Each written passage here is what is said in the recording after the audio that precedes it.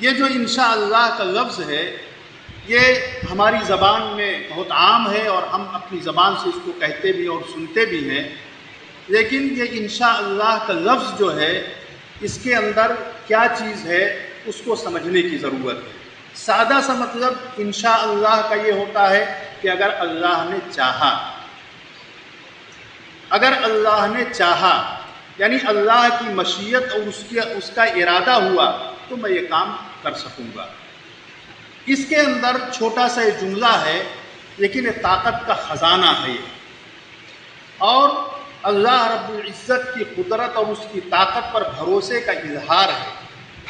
کہنے والا اپنے عزم کا اظہار کرتا ہے، اپنے ارادے کا اظہار کرتا ہے، اپنے وعدے کو پورا کرنے کا وعدہ کرتا ہے، لیکن وہ انشاءاللہ جب کہہ دیتا ہے کہ اگر اللہ نے چاہا تو اس کے کہنے کا مطلب یہ ہوتا ہے، دل کے اندر یہ بات ہونی چاہیے اور دل کے اندر یہ بات ہوتی ہے کہ میں ایک بے بس انسان ہوں، عاجز ہوں، کمزور انسان ہوں، میں نے وعدہ تو کر لیا ہے، میں نے ارادہ تو کر لیا ہے، لیکن اس ارادے کو پائے تکمیل تک پہنچانا اور اس وعدے پر پورا اتارنا یہ مجھ جیسے کمزور انسان کے بس کی بات نہیں ہے۔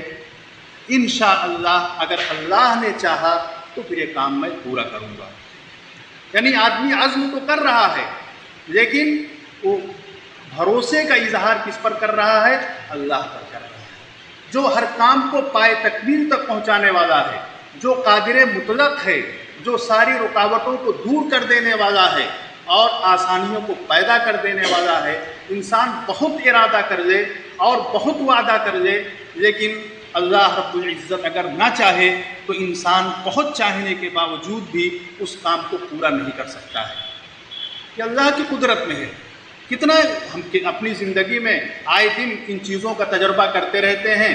ہم کتنے پروگرام بناتے ہیں، کل کا پروگرام ہمارا یہ ہے، پرسوں کا پروگرام یہ ہے، لیکن ایسا حادثہ پیش آ گیا کہ سارے کے سارے پروگرام ہمارے گھرے کے گھرے رہ گئے، سارے خواب ہمارے ادھورے رہ گئے، ساری آرزوئیں اور تمنائیں ہماری بیکار ہو گئیں۔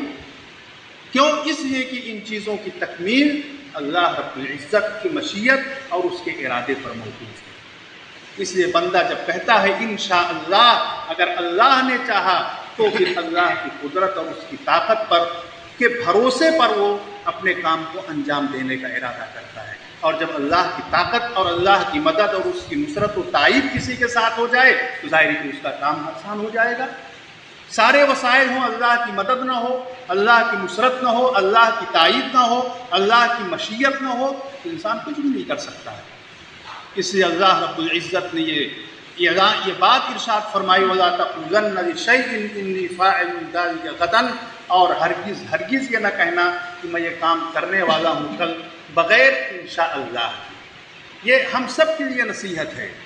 اور انشاءاللہ کا لفظ کوئی معمولی لفظ نہیں ہے، بہت عظیم لفظ ہے، بہت بڑا لفظ ہے، لیکن ایک چیز جب کوئی عام ہو جاتی ہے اور زبانوں پر چڑھ جاتی ہے تو عام طور سے اس کی اہمیت اور قدر و قیمت دلوں سے نکل جاتی ہے، اس لیے کہ روزمرہ کی چیز ہو جاتی ہے وہ۔